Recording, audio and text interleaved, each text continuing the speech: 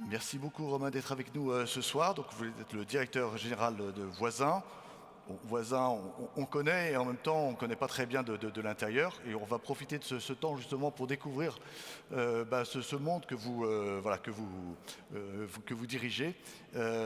Avec en plus en période de Noël, quand même une période évidemment très, très dense pour vous, j'imagine. Avant de nous parler particulièrement de Voisin, quelle importance représente pour vous la remise des trophées du commerce? Bonsoir à tous. Pour nous, la remise des trophées du commerce, c'est un événement majeur de la CCI. Tout d'abord parce que nous possédons 35 boutiques, donc nous sommes d'abord commerçants, chocolatiers mais aussi commerçants. Et puis depuis toujours, nous avons soutenu la CCI, que ce soit donc le Voisin, c'est une entreprise familiale qui a été créée par mon arrière-grand-père. Aujourd'hui, mon père travaille, la troisième génération, et je la co-dirige avec mon cousin, nous sommes la quatrième génération. Et on a un engagement fort dans la CCI, donc moi-même je suis élu de la CCI.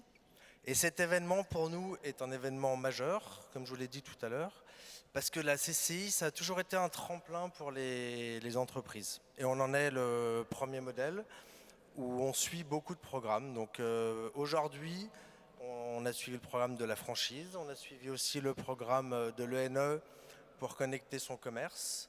On a aussi des nouveaux concepts de boutique qu'on vient de lancer. D'ailleurs, le dernier sur la Part-Dieu, on l'a ouvert le mois dernier. Il a été conçu par un architecte qu'on a rencontré grâce à la CCI, Lyon Shop Design. Donc merci à Sophie qui est ici aussi. Donc c'est tout naturellement qu'on se doit de soutenir ces trophées du commerce. Alors, vous m'avez présenté Voisin comme étant une maison des découvertes. Je trouvais que c'était une belle formule. Oui. Expliquez-nous. Oui, le fondement de Voisin, Monsieur Léon Voisin, qui est associé à notre arrière-grand-père, a voulu créer dès 1897 une maison de découverte. C'est-à-dire qu'on parcourait le monde à la recherche des meilleurs produits tropicaux dans le but de les faire découvrir aux Lyonnais. Donc c'est ce qu'on appelle, nous, les pépites gustatives. Donc vous en avez eu un exemple dans la vidéo qui est passée, notamment autour du chocolat. Mais on fait la même chose avec le café. Donc ces produits qu'on ramenait du monde entier, on les distribuait à travers nos boutiques. C'est pour ça qu'on a des boutiques dans chaque quartier de Lyon. On est une entreprise un petit peu atypique. Au début, les gens nous disent « mais vous avez des boutiques de partout ». Et en fait, c'est un engagement fort dans l'ADN de Voisin, c'est d'être le chocolatier, le torréfacteur des Lyonnais. Donc c'est pour ça qu'on a des boutiques qui doivent couvrir tous les quartiers. Oui, parce que vous êtes passé d'une boutique en 1896 à plus d'une vingtaine, hein, c'est ça, dans la seule agglomération lyonnaise. Oui. Et maintenant, vous êtes largement au-delà de Lyon, parce que vous êtes toujours en France, mais aussi à l'étranger. Comment ça s'est passé? Alors on a tendance à dire chez nous, il faut savoir d'où on vient, il faut savoir qui on est pour pouvoir bâtir dessus. Donc la chance que l'on a aujourd'hui, c'est d'avoir des racines solides à Lyon, où on est devenu le chocolatier reconnu des Lyonnais. Donc on a 20 boutiques qui sont dans le centre, enfin dans l'agglomération lyonnaise. En tout aujourd'hui, nous avons 35 boutiques. Donc on est sur Chambéry aussi, on est à Grenoble, nous sommes à Paris, d'abord pour travailler avec la communauté des Lyonnais de Paris, mais ensuite pour faire découvrir la chocolaterie aux Parisiens. Nous avons 25 points de vente, mais qui sont éphémères sur le Japon. Et on ouvre une très très grosse boutique dans 15 jours à Shanghai, qui va faire 200 mètres carrés. Donc là, c'est grosse pression, parce que c'est un gros challenge. Vous attaquez le marché chinois. Non, non, non, nous on est tout petits. On va essayer de faire découvrir aux Chinois du très bon chocolat artisanal. Alors justement, à propos de chocolat artisanal, vous êtes un peu transformé en Père Noël ce soir, puisque donc, vous nous avez très gentiment permis la distribution de papillotes en cette veille de Noël. Nous sommes garants de la véritable papillote lyonnaise. C'est un titre qui est décerné à l'Institut des spécialités de France. Donc celle-ci est complètement artisanale, et la véritable papillote lyonnaise, elle se doit d'avoir un papier paraffiné et frangé. Alors justement, parlez-nous du chocolat, qui c'est quand même cette matière première que tout le monde sait très fragile. Comment vous arrivez finalement à innover et apporter justement des saveurs très, très, très différentes chaque année quasiment, et à donner justement cette petite griffe nouvelle avec des parfums nouveaux. Comment arrivez-vous finalement à vous démarquer du marché classique?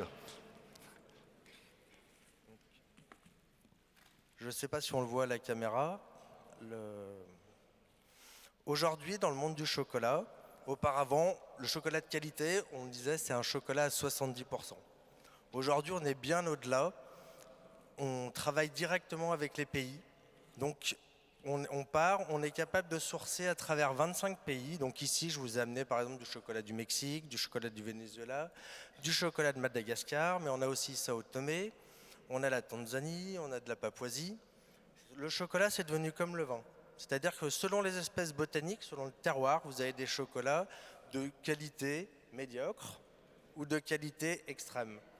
Il faut savoir que nous, les chocolats que l'on travaille, quand je dis nous, c'est les chocolateries qualitatives, premium, artisanales, ça représente 10% des récoltes mondiales de chocolat.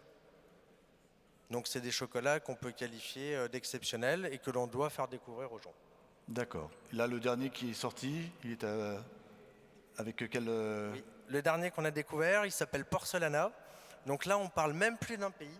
Porcelana, c'est une petite région qui est au Venezuela, qui fait des fèves qui sont naturellement de couleur porcelaine, exceptionnelles, que l'on peut découvrir. Donc c'est le chocolat du mois dans nos boutiques avant les fêtes.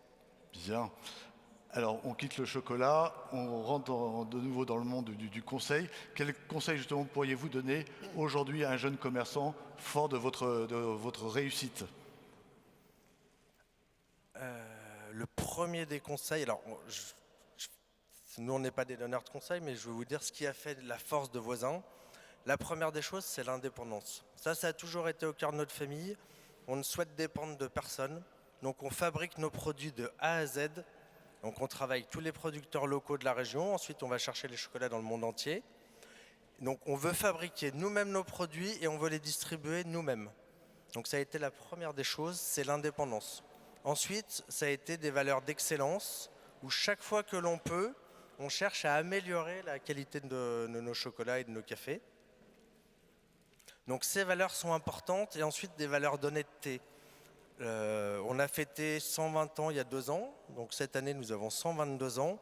Et quand on arrive à avoir la fidélité des générations de Lyonnais, c'est que dedans le client est au cœur de la chocolaterie. On se lève le matin pour faire découvrir aux Lyonnais les chocolats, les cafés du monde. C'est d'abord les clients, après ce sera notre réussite. Si ça se passe bien, on grandira. Donc il faut savoir d'où on vient, ce que l'on vend, à qui on le vend, tout en respectant les gens. Merci. Fort de ces conseils, je vous remercie beaucoup voilà, pour cette présence et le fait d'avoir effectivement permis la distribution de ces papillotes pendant la soirée. Je crois que tout le monde s'est régalé. Merci beaucoup. C'est nous qui vous remercions. Et juste un petit mot pour dire que la CCI, là je parle en tant qu'élu de la CCI est en train de se transformer. Elle va avoir des nouvelles missions. Et c'est un organe qui travaille sur le local. Et on a besoin de préserver, de faire vivre le local. Donc je propose à tout le monde de s'investir dans la CCI et de continuer à faire en sorte que des décisions, elles restent chez nous et qu'elles soient prises chez nous. Un bon entendeur. Merci beaucoup. Oui.